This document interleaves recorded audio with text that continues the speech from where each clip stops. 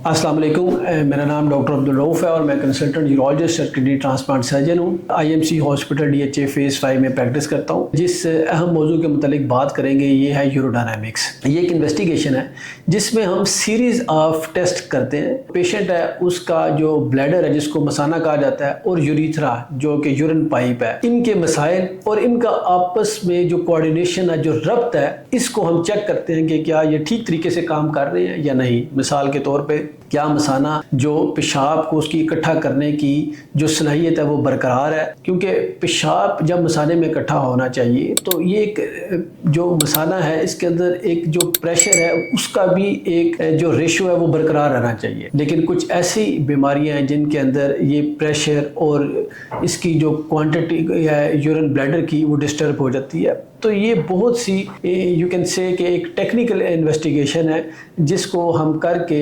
ज़्यादा जो है वाइज हो सकते हैं regarding the treatment of the patient. अब अगर हम बात करें कि कौन से अमराज हैं जिनके अंदर हम यूरोडायनामिक्स टेस्ट एडवाइस करते हैं, तो इसमें बार बार पेशाब का आना, पेशाब का गैर इरादी तौर पर लीक हो जाना, ये बहुत मेल एंड फीमेल्स दोनों में, और इसके अलावा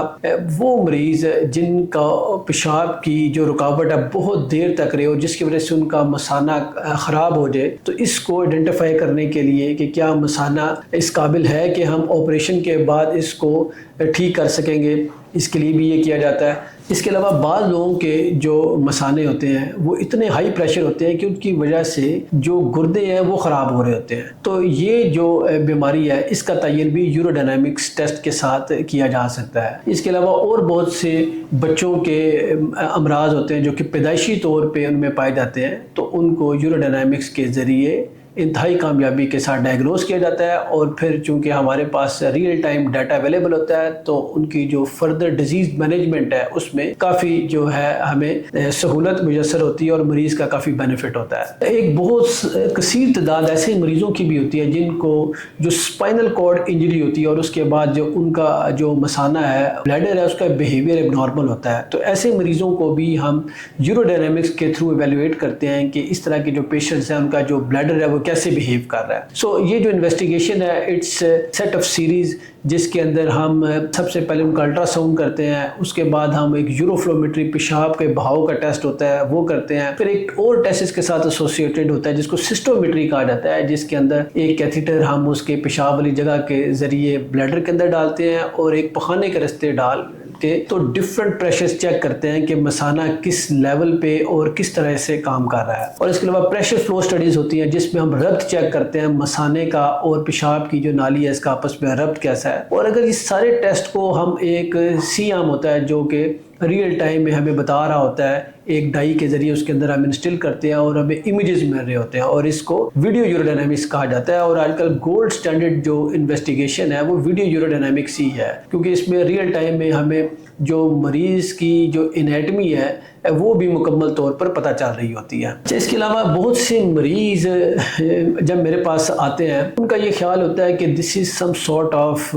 थेरापेटिक थिंग, यानी कि ये कोई इलाज की कोई किस्म है। तो मरीज़ों को मैं ये काउंसिल करता हूँ कि दिस इज़ इन्वेस्टिगेशन, इससे हम सिर्फ मर्ज़ की मुकम्मल तौर पर आगाही जो है वो हासिल कर सकते हैं। इट्स नॉट समथिंग थेरापेटिक, इसमें कोई ये ट्रीटमेंट ऑप्शन नहीं है, इट्स इन्वेस्टिगेशन कि आपके मसाइल किस वजह से हैं। और फिर जब मुकम्मल तौर पर आपको डिजीज़ प्रोसेस का पता चल जाता है तो ट्रीटमेंट बड़ा ईजी होता है और उसको हम बड़ा फोकस्ड होकर पेशेंट को जो है ट्रीट कर सकते हैं और उसके रिजल्ट्स पर बहुत बेहतर आते हैं। अच्छा, यूरोडायनामिक्स जो टेस्ट, इसमें एक चीज़ बहुत अहम है कि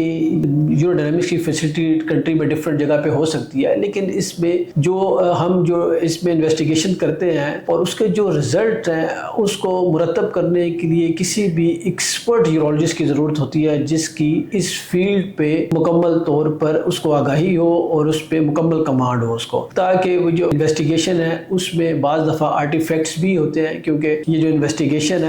इट्स चैलेंजिंग इन्वेस्टिगेशन। मरीज़ को 30-40 मिनट में डिफरेंट मराहल से गुजारा जाता है और इसमें जो एक मुस्तनद और जो यूरोडायनामिक्स का एक्सपर्ट है वो ही बता सकता है कि ये जो अब आपकी रिपोर्ट है किस हद तक वैलिड है और इसमें किस लेवल तक आर्टिफैक्ट्स हैं और क्या इस اس رپورٹ کی روشنی میں جو مریض کا علاج ہے وہ کس طریقے سے کرنا چاہیے. سو اپارٹ فرام کہ یہ انویسٹیگیشن امپورٹنٹ ہے، اس کی جو ایویلیویشن ہے اور اس رپورٹ کو مرتب کرنے والے ڈاکٹر کی ایکسپرٹیز بھی بڑی امپورٹنٹ ہے، تاکہ جو کہ بینیفٹ ہے مکمل طور پہ وہ پیشنٹ کو مل سکے. یوروڈائنامکس کب کرنی چاہیے؟ دیکھیں اس کے لیے سمپل کرائٹیریا ہے، پیشنٹ کو انفیکشن نہیں ہونا چاہیے کسی قسم کا، اور جو پیشنٹ ہے وہ 3 سے 4 دن تک ایک بلیڈڈ ڈائری ہوتی ہے، وہ سمپل سی ڈائری ہوتی ہے جس کے اوپر یہ لکھا ہوا ہوتا ہے کہ آپ نے کب پانی پیا، کتنی مقدار میں پانی لیا، یا کوئی مشروب آپ استعمال کیا مثال کے طور پہ چائے کافی، اس کا مکمل ریکارڈ، اور پھر آپ نے کتنا یورین پاس کیا، کتنی کوانٹٹی میں پاس کیا اور کن اوقات میں کیا. اور بعض اوقات اگر کوئی پیشنٹ انکانٹیننٹ ایپیسوڈ کے ساتھ ہے تو اس نے وہ بھی نوٹ ڈاؤن کرنا ہوتا ہے کہ میرا پیشاب غیر ارادی طور پہ کب خارج ہوا. تو یہ ایک مکمل ایک بک ہوتی ہے جو 3 to 5 ڈیز میں آپ نے اس کو مینٹین کرنا ہے. اور اگر آپ ایسی ادویات استعمال کرتے ہیں جو کہ پیشاب کی مقدار کو بڑھاتے ہیں یا کم کرتے ہیں یا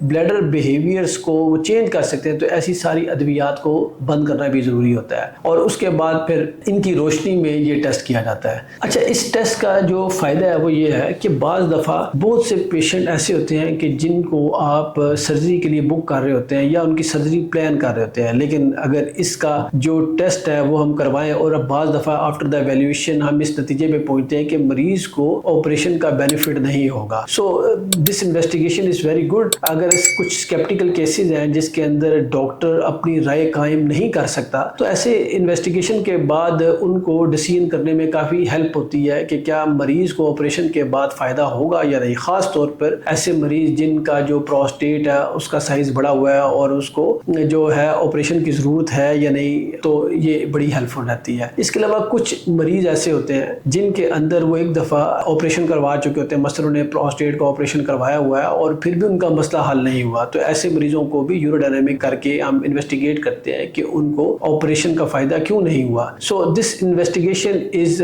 ویری امپورٹنٹ، اور آج کل ماڈرن ورلڈ پہ اس پہ کافی کام کیا جا رہا ہے تاکہ جو مریضوں کو زیادہ سہولت جو ہے میسر کی جا سکے. Thank you.